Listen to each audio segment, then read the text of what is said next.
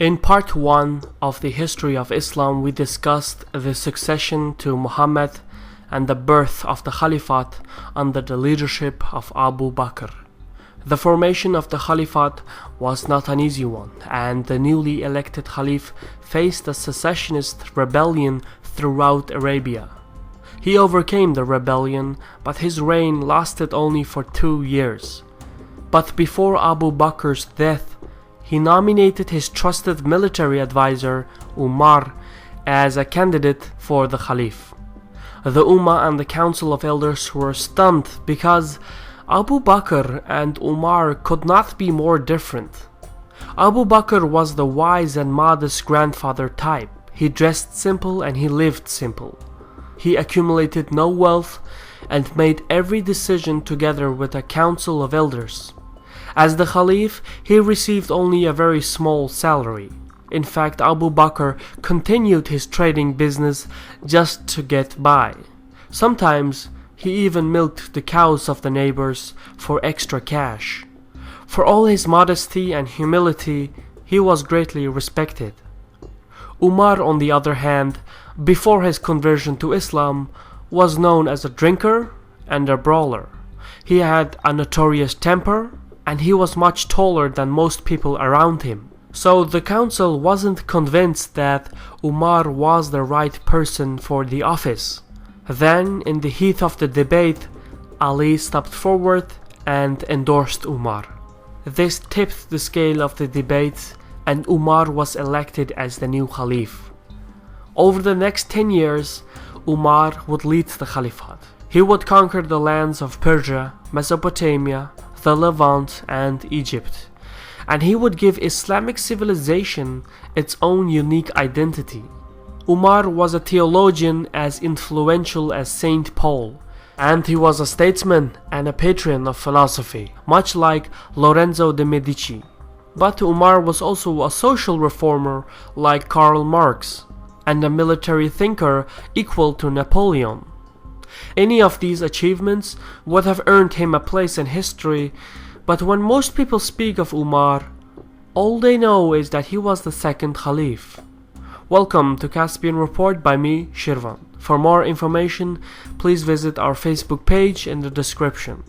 Towards the end of the Rida Wars, the Byzantines had moved their main army to the border of the Caliphate, and the Sassanids were trying to stir up rebellion in their former proxies, which were now part of the Caliphate.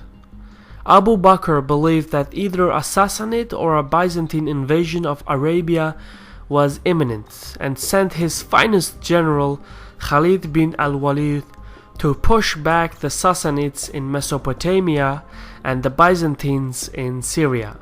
We discussed the Islamic conquest of Persia in a previous video. Even though he was heavily outnumbered, General al-Walid was decisively victorious in both campaigns. But during the military campaigns, Abu Bakr had died from a fever. His successor, Umar, made some military reforms and continued the campaign. Then, in the month of September in the year 634, Caliph Umar received news from General al-Walid. The siege of the Byzantine city of Damascus was over. The Caliphate was victorious. From that moment onwards, the Byzantines were on the defensive and the Muslims were on the offensive. The situation could not be more different with the Sassanids. Where the Byzantines had withdrawn, the Sassanids had continuously attempted to retake their lands in Mesopotamia. Umar argued that the only way the Sassanids would accept peace was by an utter defeat. But a crushing defeat required a full-scale invasion. The conquest of Mesopotamia and Syria could be justified as a preemptive strike or a response to a provocation.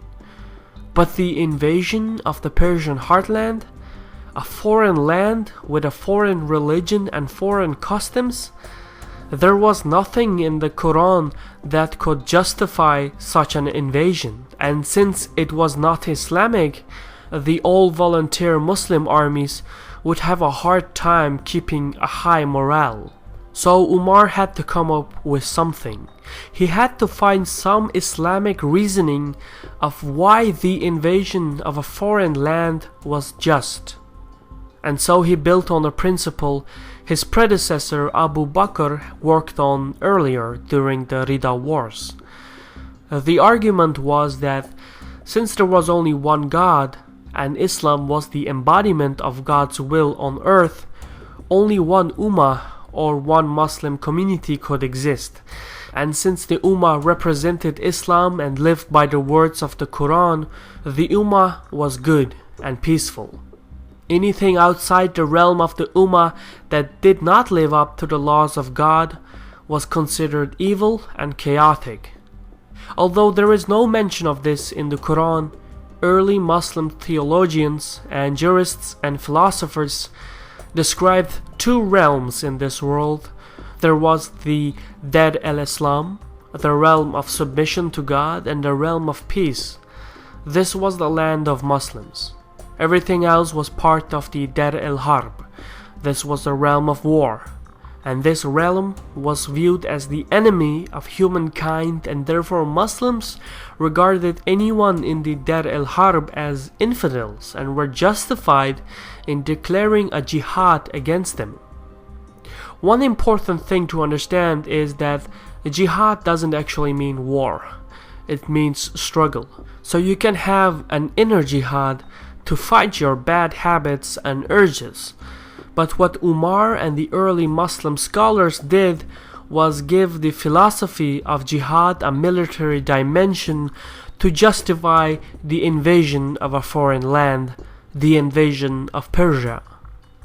So, from an early Muslim point of view, the military expansions were justified as a struggle of good and justice versus evil and falsehood, like white versus black, the sun versus the moon. This was a very ancient philosophy given a legal aspect. The Caliph had created a legal Islamic way of warfare, all in the name to impose God's will on earth. The morale issue was no longer a concern. The Muslim armies viewed the jihad as a noble act. The new military dimension of a jihad, combined with some of the three finest generals in military history, the Caliphate expanded at an unprecedented rate. The field commander Khalid bin al-Walid would capture the Levant and destroy the Byzantine army at the Battle of Yarmouk. Commander Amr ibn al-Ahaz would march on west and conquer Upper and Lower Egypt and parts of northern Africa. Commander Sa'ud ibn Abi Gawas would march east and defeat the Sassanid armies and conquer all of the Sassanid Empire, including Persia, Azerbaijan, Bactria, the Caucasus, and Makran. All in all, the Caliphate had conquered an estimated 4,000 cities during the military campaigns. Usually in war, soldiers have the permission to loot and plunder. But during the reign of Umar, the soldiers had no permission to seize the fixed properties of common citizens. The Muslim armies got the battlefield loot and 4/5 of the treasuries of the monarchs they conquered. The loot was equally divided amongst the soldiers. There was no distinction between the commander and the foot soldier. The remaining 1/5 of the loot went back to the capital Medina. That money was then distributed to the underprivileged through a social welfare system called the Bayt al-Mal. This financial institution distributed an allowance to the poor, the orphans, the widows, the disabled, and even offered child benefits and pensions for the old Muslims and non-Muslim citizens of the Caliphate. This kind of system was unheard of in ancient times, and the Rashidun Caliphate became the very first welfare state.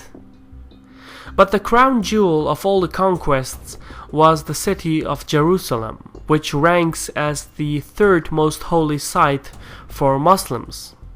In fact, one of the most famous Umar stories takes place after the conquest of the city.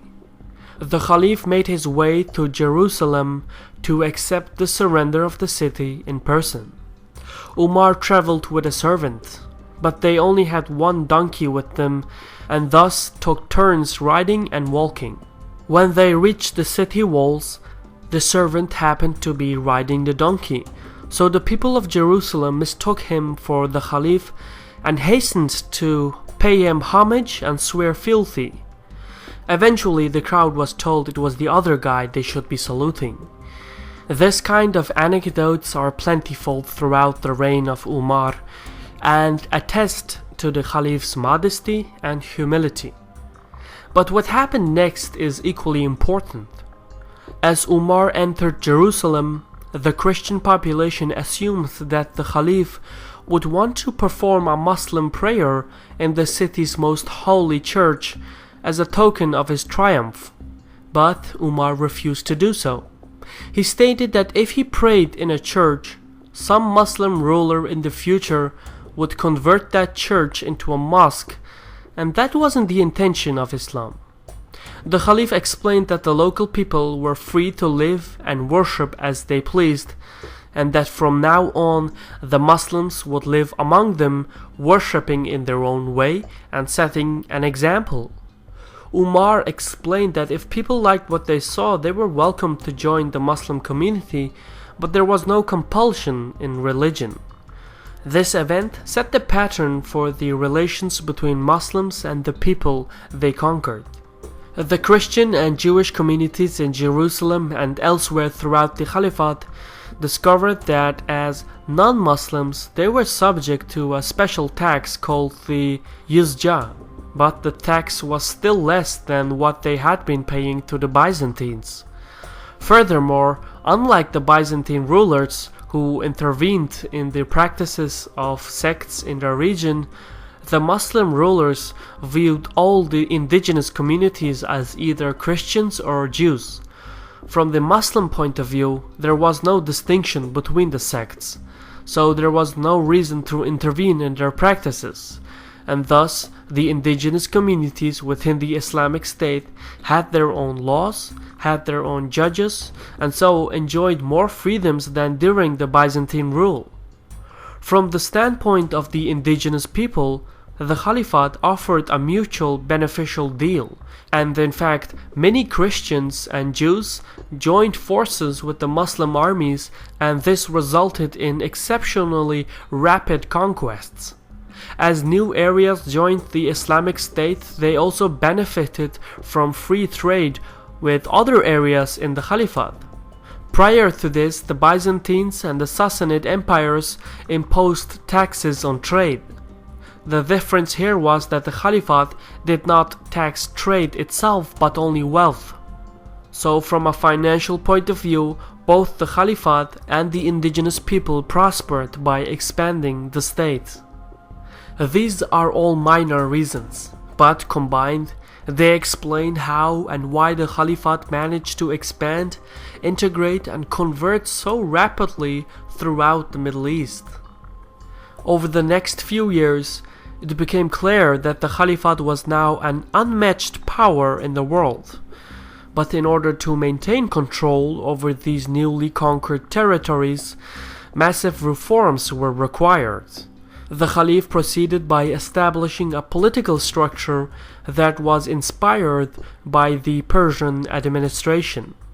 He centralized the government with the Caliph as the head of a sovereign political authority, and then he divided the state into provinces and appointed a governor or wali for every province. He handpicked every governor based on their skill, merits, and piety. If a governor misbehaved, the Caliph had the authority to dismiss him. The provinces were then further divided into districts, and every district or large city was governed by a junior governor or amil. Sometimes the Caliph himself would select the junior governors, and sometimes it was the provincial governor who would pick the junior governor. It is estimated that near the end of Umar's reign, there were 13 provinces and about 100 districts in the Caliphate.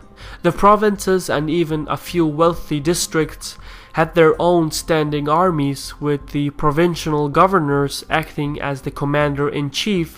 One important side note is that Caliph Umar never selected anyone for a position of authority if that position was close to him or his family, no matter how talented or skillful that person was. The Caliph argued that he had to avoid the seeds of corruption by distancing himself and his family ties from the governance of the state. But aside the administrative, military, and economic reforms, the Caliph made many more religious reforms. If the first Caliph Abu Bakr had established that Islam was not just a religion but a social political system, the second Caliph Umar formalized Islamic law, which would eventually lead to the creation of Sharia law. When the Caliph could not find an answer in the Quran, he would consult with the companions of Muhammad to find out what the Prophet had done or said in a similar situation. From this, Umar started a sorting process in which Muhammad's revelations and stories were checked, double-checked, and triple-checked, and then the sources were checked, double-checked, and triple-checked. Eventually, the scribes were organized into one comprehensive collection. From this practice, a new institution was established with the sole purpose to study the revelations, the stories, and examples of Muhammad. This group of scholars was called the Ulama, one of the major social institutions of Islam. The scholars who touched on the subject of Islamic jurisprudence, known as fiqh, would be known as the faqih, which means jurist. From there, the jurists would use the Quran and the Sunnah as major sources for Islamic law. This was fine for a while, but sometimes a question or an issue would surface, one that was not covered by the Quran or the Sunnah, and so the jurists had to find other ways of addressing these questions. The jurists achieved a conclusion through several methods. One is the ijma, which is the consensus of the ulama scholars, and the second is through a qiyas, which is a way of legal analogous thinking.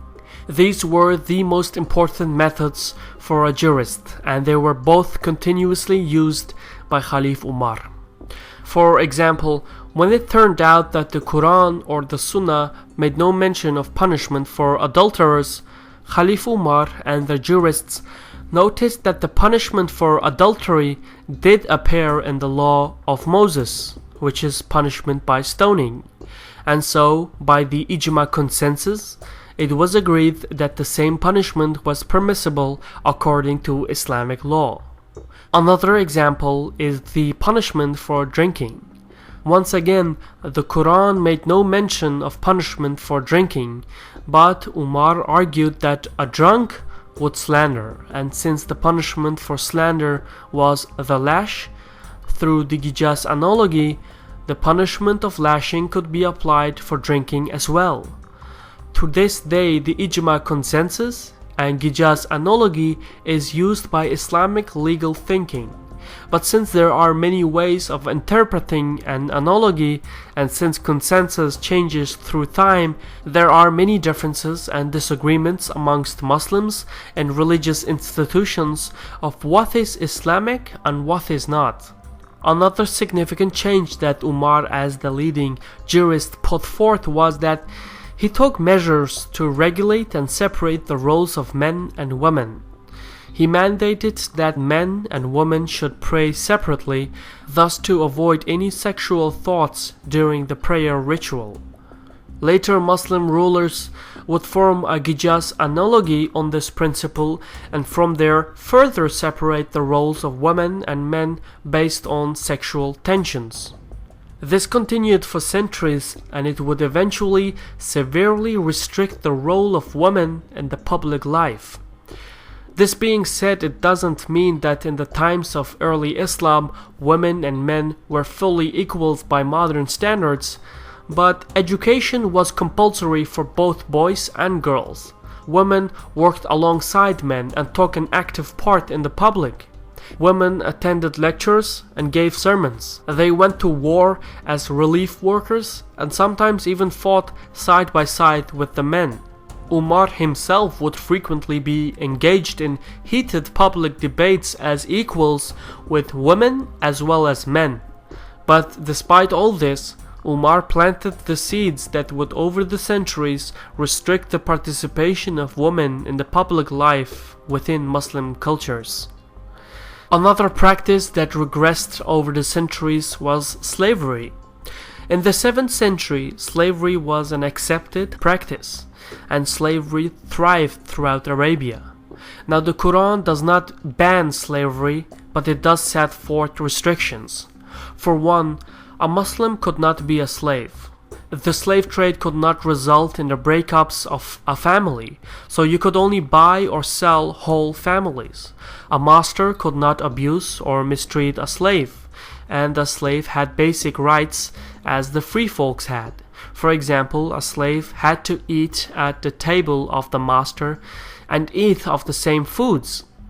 If these rulings had been carried to the end, slavery might have ended in the Muslim world, but it did not. Instead, over the centuries, Muslim societies regressed in this matter, and the situation of slavery increased and worsened. Umar's own life came to an end when a Sassanid Persian slave drove a knife into his stomach at a mosque. Some sources say that the slave, Piruz Nahavandi, was emotionally disturbed, and some sources say that it was a revenge conspiracy by the Sassanids for the Islamic conquest of Persia. Either way, in his deathbed, Caliph Umar made his final political ruling. He established a committee known as the Shura, whose purpose was to select a new Caliph and seek the approval of the Ummah on the candidacy.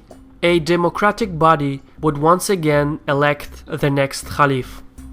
The choice came down to two people, Ali, who was Muhammad's son-in-law, and Uthman, a wealthy merchant from a powerful family and the companion of Muhammad. An assembly before the public and the Shura was held. Both candidates were asked a key question. If you become Caliph, will you be guided by the Quran, the Sunnah, and the precedents set by Abu Bakr and Umar? Ali said yes to the Quran and yes to the Sunnah, but as for the decisions of Abu Bakr and Umar, Ali answered no. He had a mind of his own, and he would consult his own conscience for the decisions. Uthman, by contrast, answered, yes, I'm not an innovator. And so the Shura declared Uthman as the new Caliph, and the Ummah approved. Ali didn't believe that Uthman was the right person for the office, but unity amongst Muslims was more important than personal achievement for Ali. And so he took the oath of loyalty during that assembly. In the next part of the history of Islam, we will talk about the third Caliph, Uthman, and how he set in motion a series of events that would ultimately lead to the schism between Sunni and Shia Islam. For now, this was a Caspian Report by me, Shirwan.